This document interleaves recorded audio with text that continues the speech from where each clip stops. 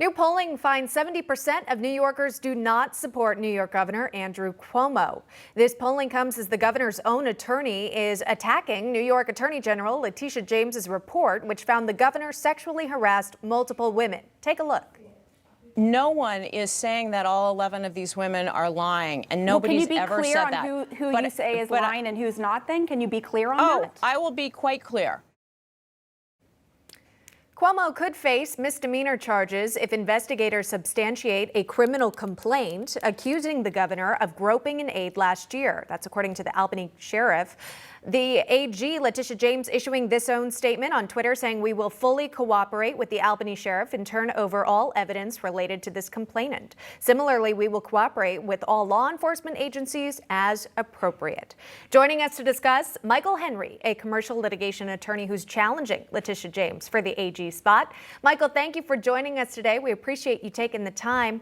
To begin, we should note that the governor has denied the sexual harassment allegations and has not yet left office. That being said, based on the AG's report, do you believe the governor should resign?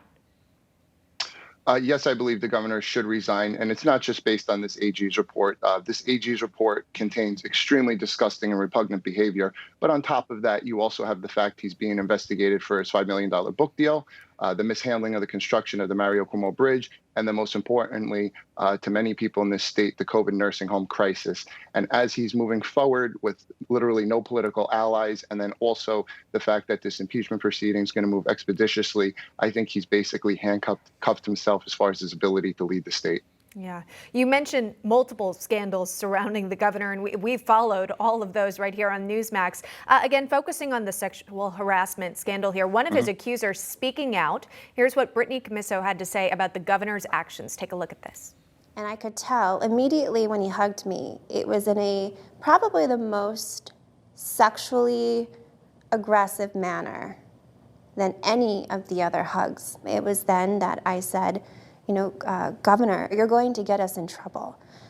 And I thought to myself, that probably wasn't the best thing to say, but at that time, I was so afraid that one of the mansion staff that was downstairs, that they were going to come up and see this and think, oh, is that what she comes here for? Now, she was a former aide to the governor there, alleging groping, inappropriate touching. How would you advise this aide when it comes to seeking justice? Well, she moved forward with filing a criminal complaint. And I think that part of the problem here with this report is that the attorney general didn't go far enough. Because if you read the report, she makes allegations and says they're totally corroborated as far as unwanted groping, touching, kissing individuals, including a state trooper who was assigned to protect the governor. And now we just recently had the sheriff of Albany County come out and say that they're still waiting on investigative materials. And if the attorney general made criminal referrals, which she clearly isn't worried about getting involved in local issues, because just a few weeks back, she signed people in her office as special district attorneys in the Manhattan DA's office when it came to the Trump organization. These local district attorneys wouldn't be scrambling for evidence in counties like New York County, Westchester, Oswego, Albany. So what I would have done is moved forward with criminal referrals if I was the attorney general, and then also would have supplied the information to the local district attorneys as needed so they can move forward in those jurisdictions, and worked with them hand in hand to get justice for these victims. Okay. Well, you mentioned AG James, and some of her critics say that she likely has her own political ambitions, perhaps even wanting the governor's seat for herself. How much does politics play into the timing of this report? Well, I'd like to think it was because the day after the Post and the Daily News covered my announcement that we had influence on that. But I think typically, and I've referred to her in the past as the attorney grandstander. Look, she ran for office stating that she was going to find crimes to indict political opponents on once she was in office. She believes that it's in the best interest of a chief law enforcement officer of the state to sue law enforcement instead of working with them. And she talks about she's a voice for the voiceless. But when the COVID nursing home crisis came about and individuals are dying with ventilators stuck down their throats, she lost her voice. And this is not just the current attorney general. Since our last Republican attorney general in the state of New York, every single Democrat attorney general has utilized this office for their gubernatorial aspirations and to weaponize it against political opponents. And I believe when she went in front of did this press conference, and basically said, my job here is done.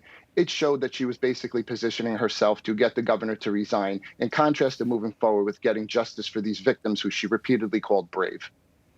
Well, you mentioned the thousands of elderly New York residents there. Their family members, they want some answers, they want accountability, and they want justice as well. If you were to serve as Attorney General, how would you go about finding justice for these victims?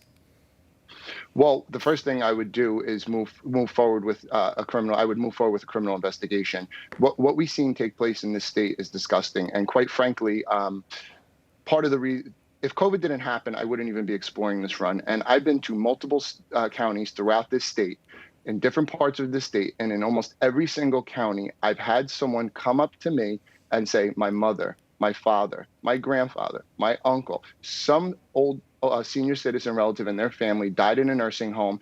They were told after they died. They didn't get to touch them. They couldn't hold a funeral. They still don't have answers. So in addition, also on the state level, I would cooperate with federal authorities and encourage whoever the governor is, who hopefully is going to be a Republican governor, to cooperate with the Department of Justice officials, because there still is one ongoing investigation going on. Yeah. Okay. We'll wait and see. Again, you feel for those families, of course, who lost loved ones because of that executive order signed by Governor Cuomo. Michael Henry joining us live on the program, running for New York Attorney General. Michael, we appreciate it. Thank you very much. Thank you very much. Thanks. All right, still ahead, it was anything but a low